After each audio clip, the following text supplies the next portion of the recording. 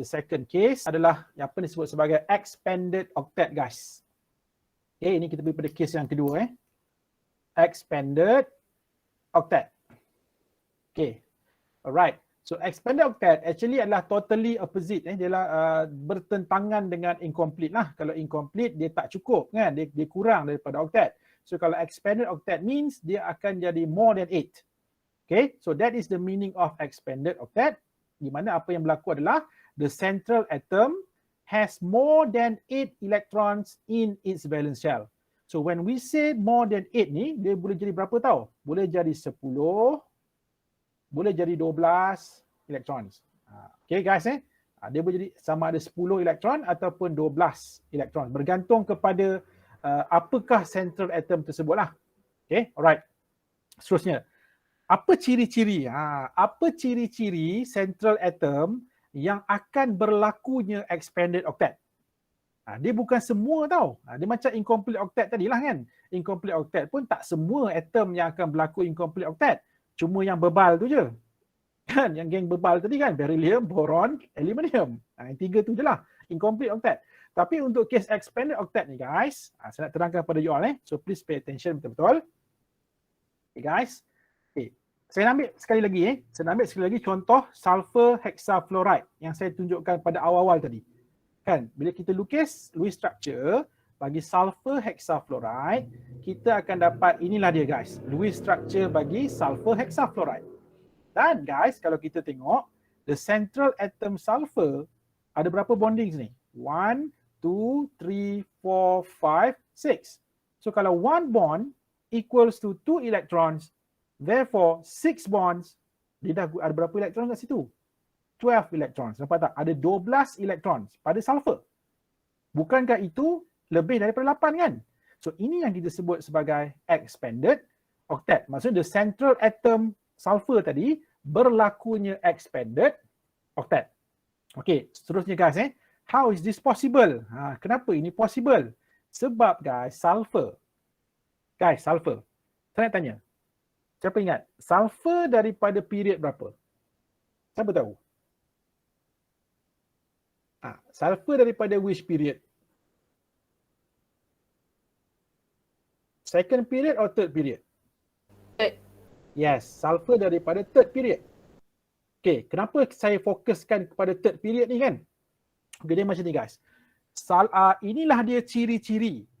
Ingat ciri-ciri suatu atom, central atom yang akan berlaku expanded octet ini, ciri-cirinya adalah this atom mestilah datangnya daripada non-metal atoms. Ingat, yang pertama, central atom tersebut must be non-metal atom.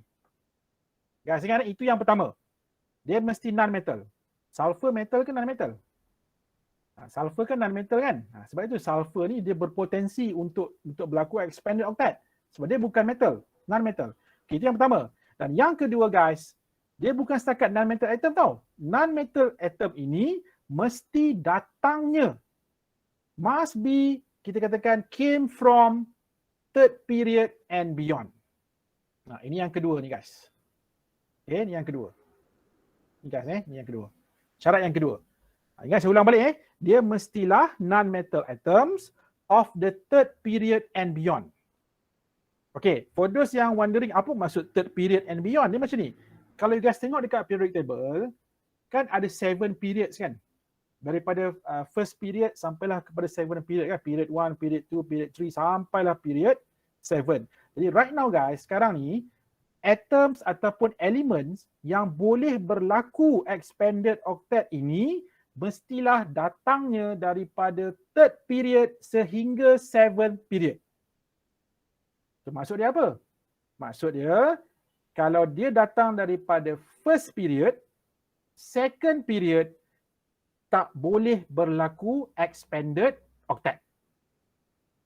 Okay, kita ambil contohlah antara sulfur dengan nitrogen. Kan, nitrogen, sulfur belong to the same group. Kan? Nitrogen pula, sorry, bukan nitrogen, sorry guys, oksigen. Oksigen dengan sulfur dalam kumpulan yang sama. Kan? Di mana oksigen group 16, sulfur pun group 16.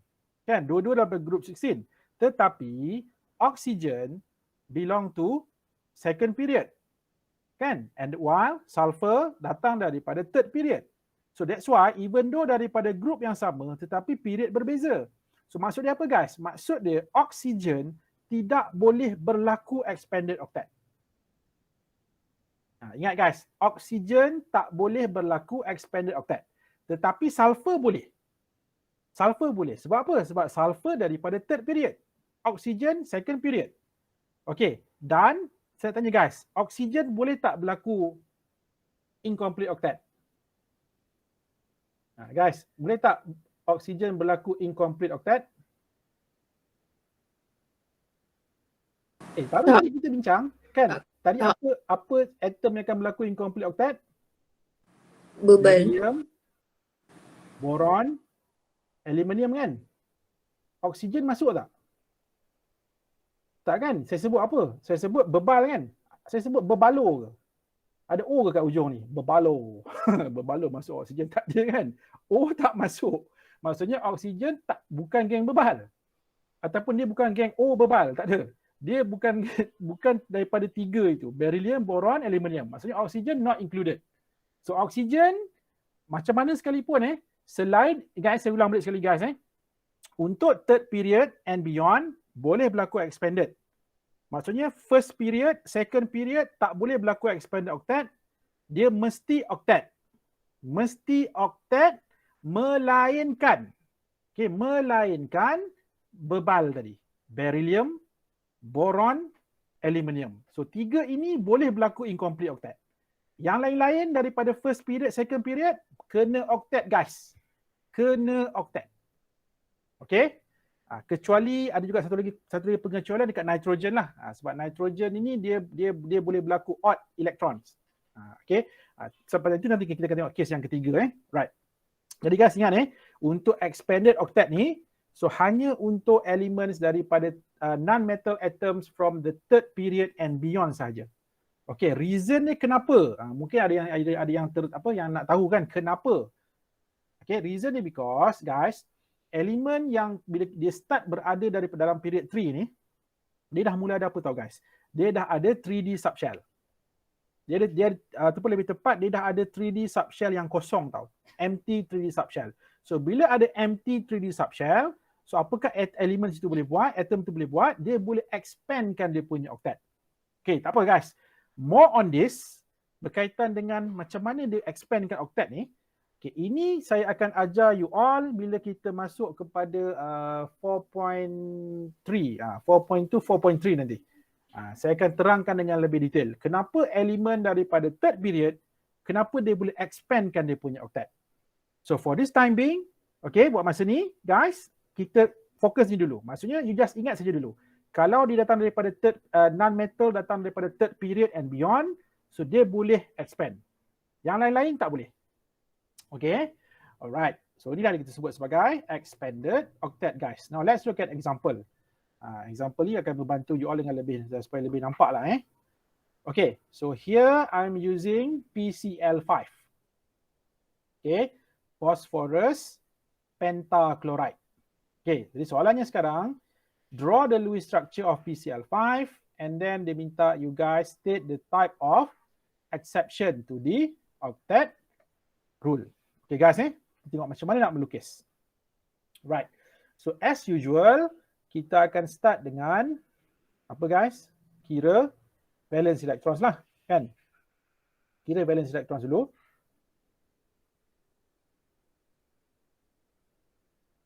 Phosphorus berapa guys? Valence? Phosphorus, come on. Phosphorus berapa valence electrons? 5 kan? Okay, good. Chlorine 7. Okay, 7 times 5 sebab PCl5 kan. So 35. So 35 plus 5 kita akan ada 40 electrons guys. 40 elektron. Okay, and then baru kita akan buat placement of atoms.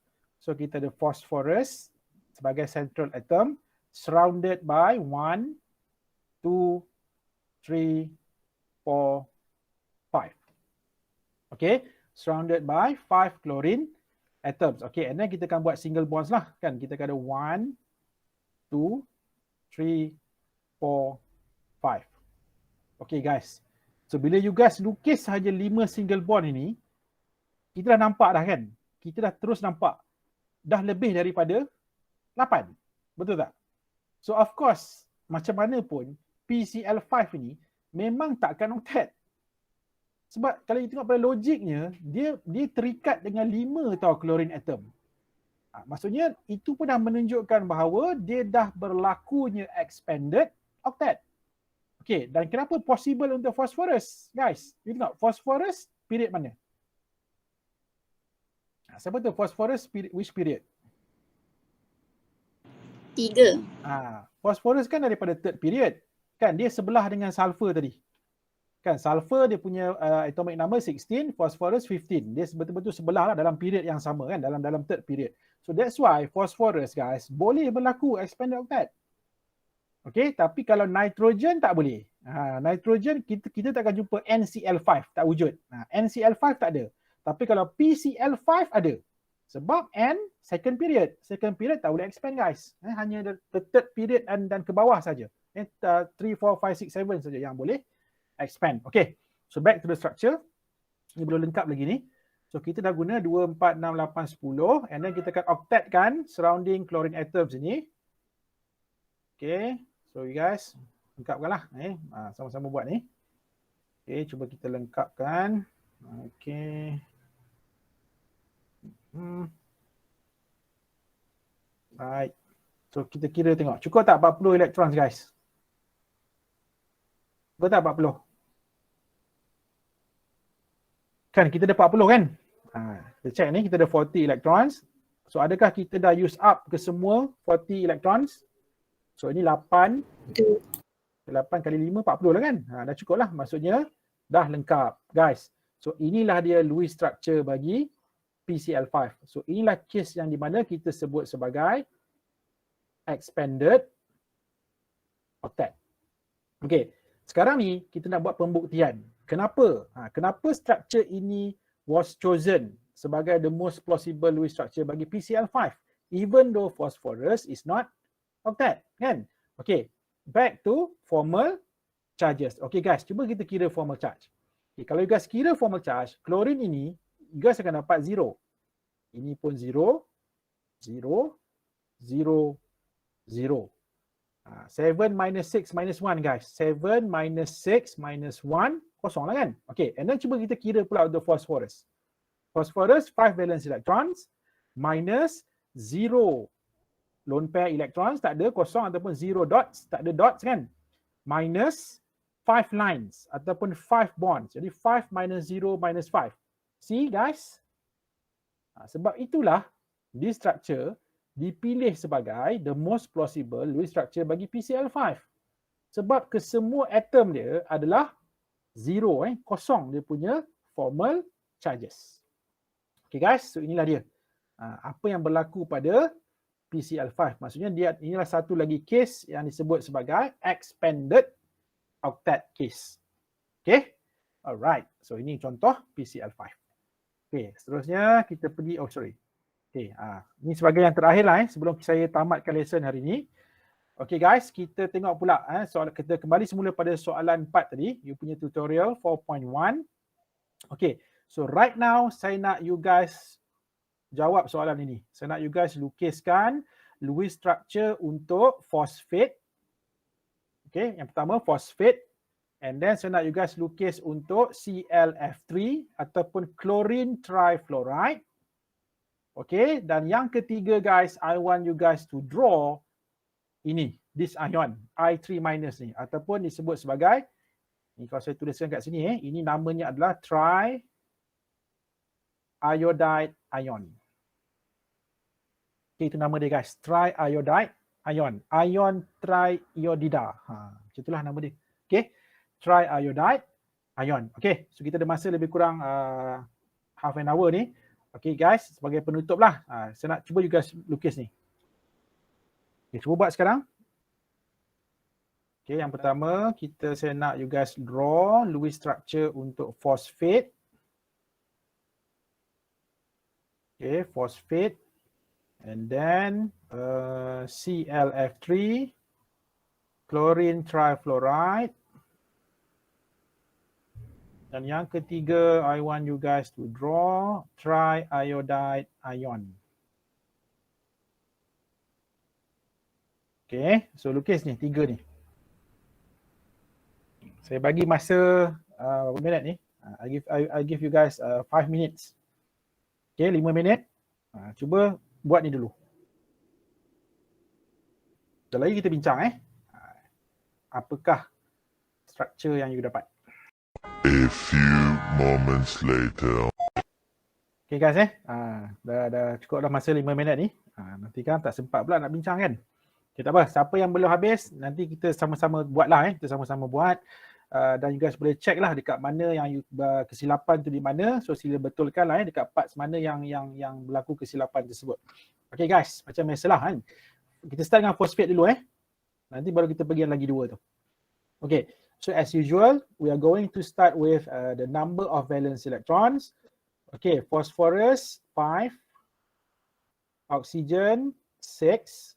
But since there are 4 oxygen atoms in phosphate, so 6 times 4, 24 kan?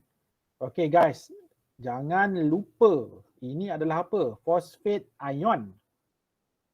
Polyatomic ion guys. So kalau polyatomic ion, what should we do? Bila kita kira valence electrons, ni guys. Baca. Ini kadang ramai lupa benda ni. Sebab dia dah terbiasa dengan molekul, bila dia buat untuk ion, dia terlupa tentang charge tu kan. Okay guys, ingat ini phosphate ion. Phosphate ion kan. Ion, so dia punya charge dia adalah 3 minus. So kalau the charge is 3 minus, kita kena buat apa? Kalau minus 3 dia punya charge, we need to add 3 electrons. Guys, kita kena tambah 3 electrons. Jadi, based on all of this, so total berapa? 5 plus 24 plus 3, berapa guys? 32. Good. 32 electrons. Jadi inilah dia. Electrons yang kita akan gunakan untuk membentuk bonding dan juga membentuk lone pair. Pada dalam structure kita lah. Okay, and then macam biasa kita akan teruskan dengan the second step. Jadi the second step kita akan buat placement of atoms. Okay guys, jadi kita akan ada phosphorus sebagai central.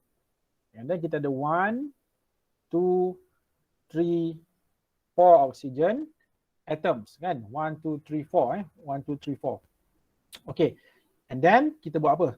Kita akan buatkan dulu single bond kan. Jadi 1, 2, 3, 4. So 4. So 4 dah guna berapa guys?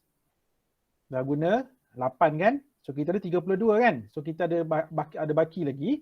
Seterusnya apa kita akan buat? Kita akan octetkan surrounding. Okay, lepas tu kejap lagi baru kita check Kita octetkan dulu. Kita tengok ada baki tak? Kalau ada baki baru kita bagi pada central. Okay.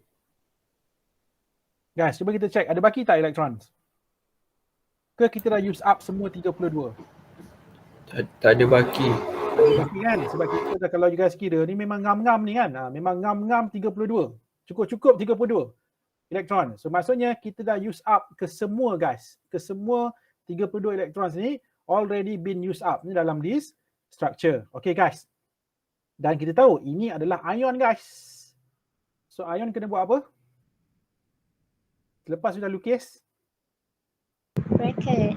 Yes, jangan lupa kurungkan dia. Letakkan bracket ataupun parenthesis tu. Kalau you tak kurungkan, kalau terlepas saya tak tahu. Okay, kena kurungkan. Sebab ini adalah ion guys. Jadi kita kena kurungkan. Okay, jadi you kena buat, jangan saya padam dulu. Jadi you guys kena buat kurungan. Sebab kadang-kadang ada yang tertinggal benda ni kan bila dia melukis ion. Okay. And then untuk kurungan ni, okay, you guys buat kurungan ni. Dan lepas kurungan kita letak apa? Kita kena letak charge dia dekat luar lah. Top right top right corner ni. Dekat sebelah penjuru atas sebelah kanan ni. Okay, 3 minus guys. Okay. Adakah kita dah selesai ni? Guys, Are we done? Are we done yet? Adakah ini satu-satunya Lewis structure bagi phosphate? Guys, ada tak any other possible Lewis structure bagi phosphate? Okay, ada tak? Ke semua orang lukis ini je terus stop? Guys, sebenarnya ada satu lagi tau possible Lewis structure bagi phosphate. Okay, kenapa saya kata ada? Tahu kenapa saya kata ada? Guys, ingat. Sekarang ni central atom kita adalah apa? Phosphorus. Phosphorus daripada which period? Third period. Kan? Daripada third period, guys. Okay, so kalau daripada third period, kan? Maksudnya apa? Phosphorus, dia ada capability, dia ada kebolehan untuk berlaku expanded octet. Kan? Maksud dia boleh berlaku expanded octet. Jadi sekarang ni guys, macam ni tau. Okay, tak apa. Ini structure yang pertama. Katakanlah yang kita lukis ini, kita jadikan dia sebagai structure number 1. The first structure. Okay, the second structure guys, apa yang boleh kita buat adalah, since kita tahu kan, kita tahu phosphorus daripada third period. Kan, third period. Maksud bila third period, maksudnya phosphorus ini dia boleh berlaku expanded octet. Okay, kalau tadi ni octet 2, 4, 6, 8. So apa kita buat seterusnya guys? Let's say kita ambil satu lone pair daripada sebelah kiri oksigen ni. Okay, kita jadikan double bond like this. Kita buat macam ni guys. Okay, kita buat macam ni. Sekejap saya lengkapkan dulu structure ni. Okay.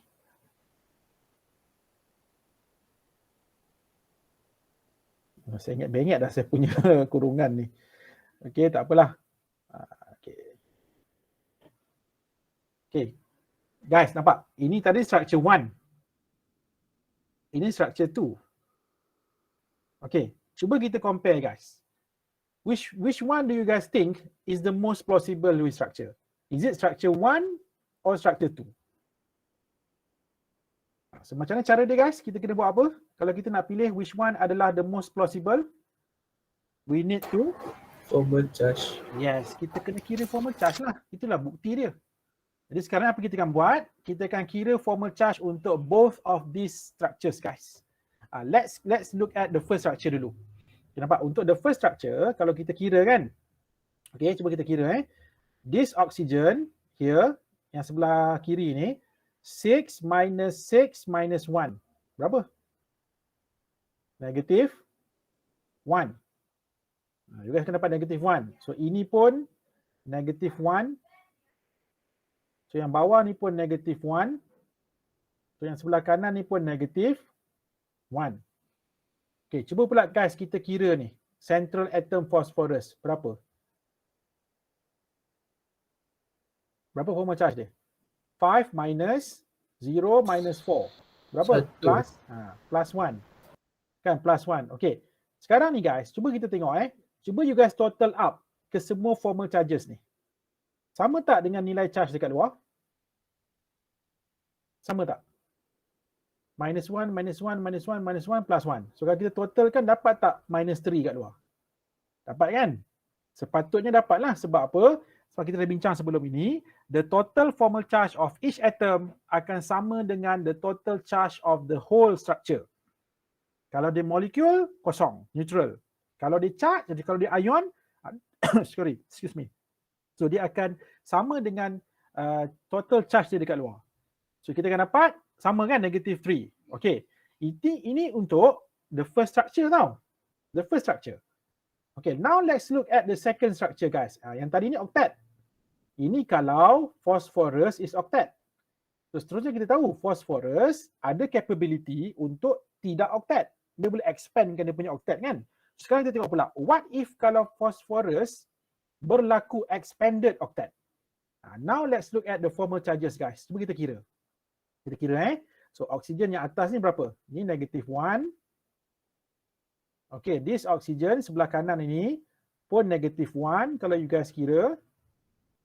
And then oksigen dekat bawah ni pun, kalau you guys kira, negative 1 juga dia punya formal charges.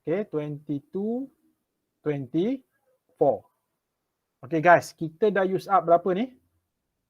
24 electrons. Kalau tak pasti, check balik semula. Ni dah 8, 16, 24. So kita ada 28 kan? So ada baki lagi berapa? 4 electrons. Okay guys, remember, if there is any electrons yang ada remain, ada baki, what should we do with these remaining electrons? Kena buat apa dengan remaining electrons ni guys? Tambah lompat kat tengah.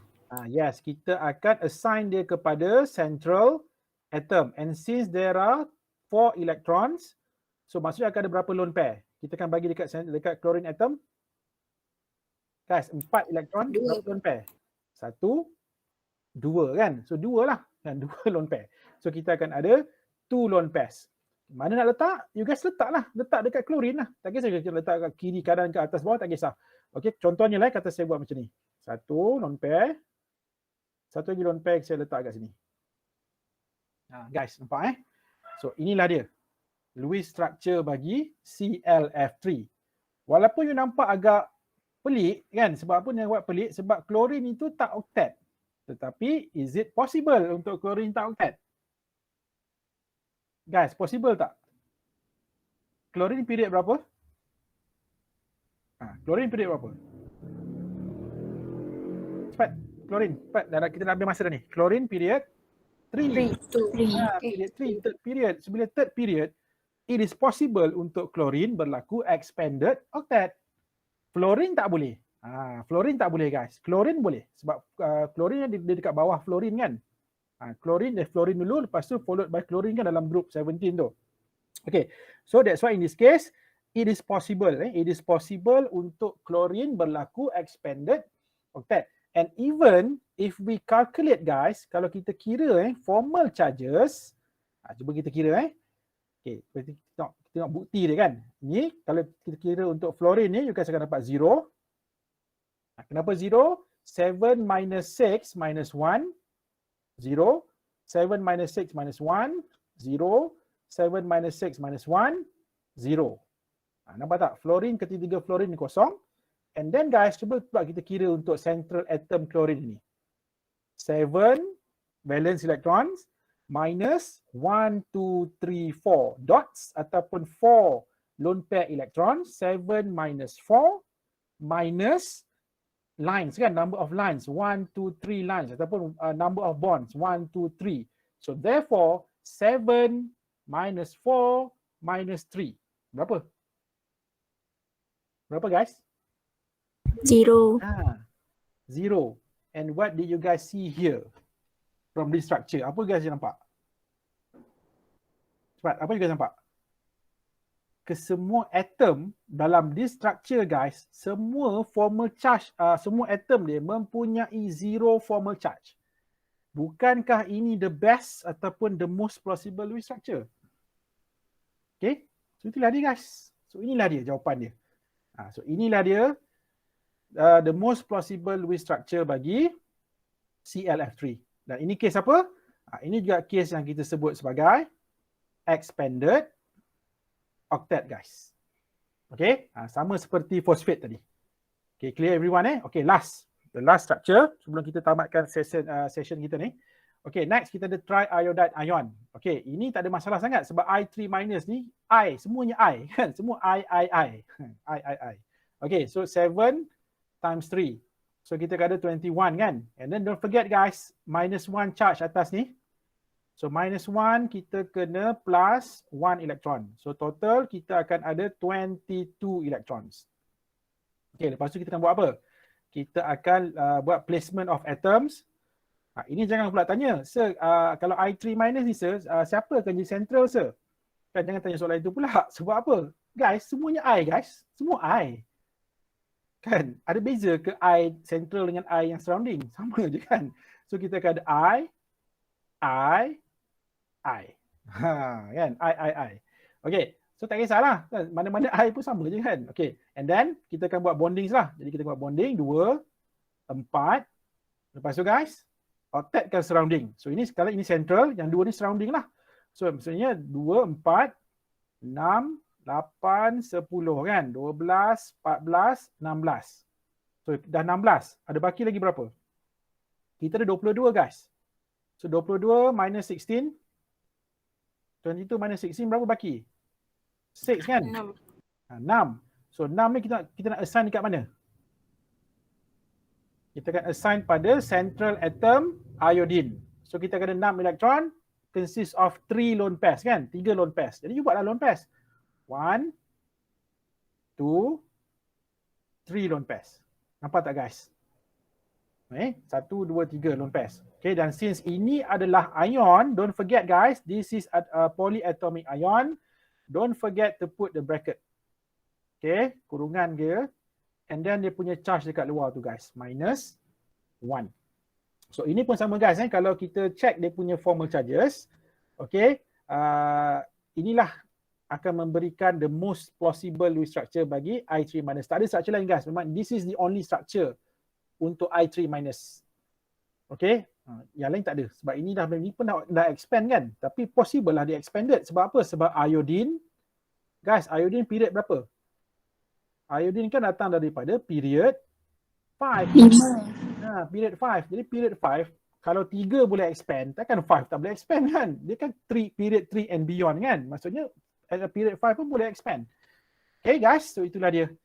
Apa disebut sebagai another case of expanded octet.